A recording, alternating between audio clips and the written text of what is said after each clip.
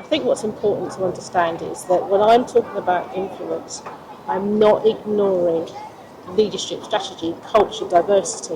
What I'm saying is that all of those things, you need to look at influence as the lens to see these things, because influence is about how things move, it's about the win for society, the individual and the organisation. Welcome back. I'm with Judith Germain again for a part 2 video, and this time she's going to be talking about how business owners can get stuck in the influence gap. So before we get started, can you give the audience just a brief overview of your expertise? I'm the leading authority on Maverick leadership. I help organisations navigate complexity and drive impact. So what is the influence gap? That's really interesting, because the influence gap is the gap between what leaders think they're doing, how they're leading, and actually how it's received by others. That's what leadership gap is. So what does this actually mean to business owners? How can they use this? How can they resolve this gap?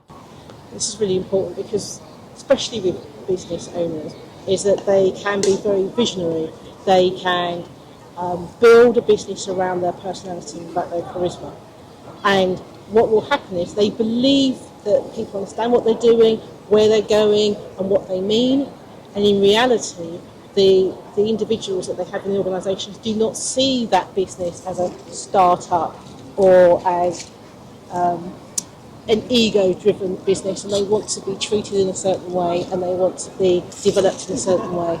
So the influence gap can be, this is what I believe I'm doing, and then if you ask the employees actually what's happening. And you can see this in all sorts of businesses, because Gallup recently came out with a statistic of 85% of employees are disengaged, and when you dig deep into that, it's the influence gap that's causing that. So you actually have a program that can help people resolve this issue? I have a program that works with individuals so they can calibrate their own influence. But I also have organisational programs that look at the strategic influence arc, and what it does, it starts off with the map, so it diagnoses the impact influence matrix, it works out and then we have a mirror and we look at what the leaders are doing, and then we take from there, we look at the bottlenecks and the movement and how influence moves through the system. And if you can actually track, nurture and change how influence flows, you'll have a completely different organisation. Is there anything else you'd like to add? I think what's important to understand is that when I'm talking about influence, I'm not ignoring leadership, strategy, culture, diversity. What I'm saying is that all of those things, you need to look at influence as the lens to see these things, because influence is about how things move, it's about the win for society, the individual and the organisation. I'd like to thank you again, Judith, for agreeing to do this talk today. If people want to get in touch with you, what's the best way? Best way is to send me an email at judith@maverickparadox.co.uk, or you can check out the website maverickparadox.co.uk.